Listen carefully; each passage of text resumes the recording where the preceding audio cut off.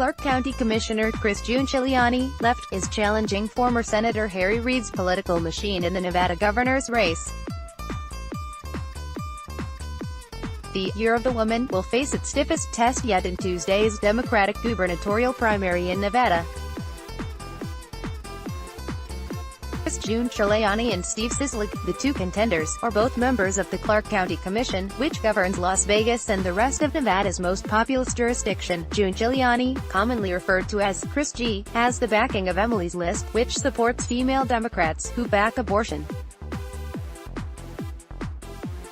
rights, and of former Democratic presidential nominee Hillary Clinton, who endorsed her on Sunday night. But Sisolak, widely seen as the more moderate of the two candidates, has the backing of the man who matters most in Nevada Democratic politics, former Senate Majority Leader Harry Reid.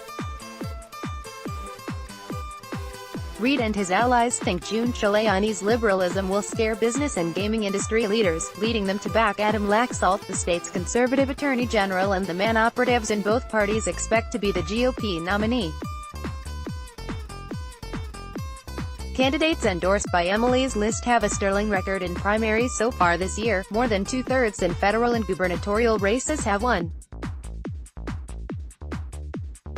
But taking on Reid's political machine, which lifted him to a stunning re-election victory in 2010 and helped Democrats sweep Nevada's elections in 2016, might be the group's biggest challenge so far this cycle.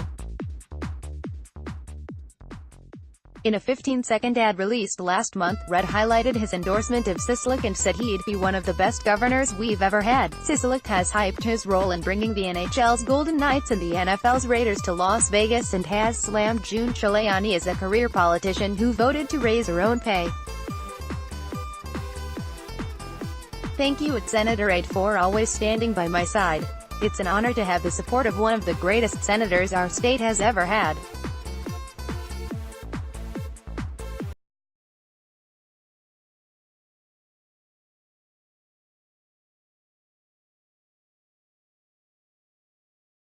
Giuntiliani has responded by emphasizing her background as a special education teacher and has attacked Sisolak for receiving an A rating from the National Rifle Association earlier in his political career, and on Sunday night, she unveiled what her campaign hopes will be a coup de grace, a robocall to voters from Clinton. "She's been an extraordinary progressive leader in Nevada," says the former Democratic presidential nominee, who describes Giuntiliani as uniquely qualified to stand up for Nevada's families and children. Will a Confederate sympathizer rise again in Virginia? Prince William County Board of Supervisors Chair Corey Stewart is favored to win the GOP Senate nomination in Virginia. Prince William County Board of Supervisors Chair Corey Stewart is favored to win the GOP nomination for Senate in Virginia, a potentially disastrous outcome for establishment Republicans. Stewart nearly upset former Republican National Committee Chair Ed Gillespie for the GOP gubernatorial nomination in 2017 with a campaign focused on cracking down on immigrants and defending Confederate monuments. Now he's competing against State Del. Nick Freitas and Pastor E.W. Jackson.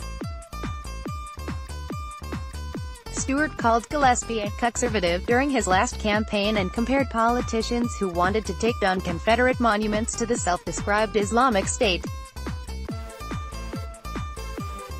Jackson once warned that practicing yoga would lead to Satanism, and he has a history of homophobic comments. Freitas, an Iraq War veteran with libertarian leanings, has the backing of Sen. Rand Paul, or Kentucky, and his own history of controversial remarks on gun violence. Most GOP operatives think it's likely Stewart, who has plenty of residual name identification from his gubernatorial bid, will triumph in a low-turnout primary. Yet none of the three GOP candidates is expected to have much chance to defeat Democratic Senator Tim Kaine, who has more than $10 million in his campaign account. And some GOP operatives fear Stewart's nomination could hurt the party's effort to hold on to 4 congressional seats that Democrats are targeting in the state. A Americans for Prosperity, backed by the political network of billionaire brothers Charles and David Koch, is running digital ads on Freitas' behalf and dislikes Stewart's stances on immigration and trade. Freitas also directly attacked Stewart's history of dog-whistling of white supremacists, anti-Semites, and racists, in an email to supporters earlier this week. "It is well past time we defeat the hate-mongers and say this is enough," he wrote. Stewart's advertising directly references his notoriety and Gillespie's loss to Democratic Gov. Ralph Northam. "The left hates him, and so does the anti-Trump GOP establishment," the narrator declares in a radio ad calling Stewart the man we should have run last year. A Trump ally and a Trump critic struggle in South Carolina despite tightly embracing President Donald Trump, South Carolina Gov. Henry McMaster will likely be forced into a GOP primary runoff. Two races in South Carolina highlight President Donald Trump's political power within the Republican Party, and its limitations. While Rep. Mark Sanford's frequent criticism of Trump may hamper his re-election bid, Gov. Henry McMaster's tight embrace of the president is apparently doing little to help him. The Palmetto State's solidly Republican 1st District, which includes the Low Country and the city of Charleston, Sanford is facing a strong primary challenge from State Rep. Katie Arrington. Sanford is vulnerable not because of his infamous walk on the Appalachian Trail, but because he's not a Trump fan. "We've all seen Mark on TV, trashing our president," Arrington says in one of her television ads. "Who does he think he's fooling? Trump isn't enormously popular in the district. He won it with 54% of the vote in 2016, the lowest percentage of any of the state's GOP House districts.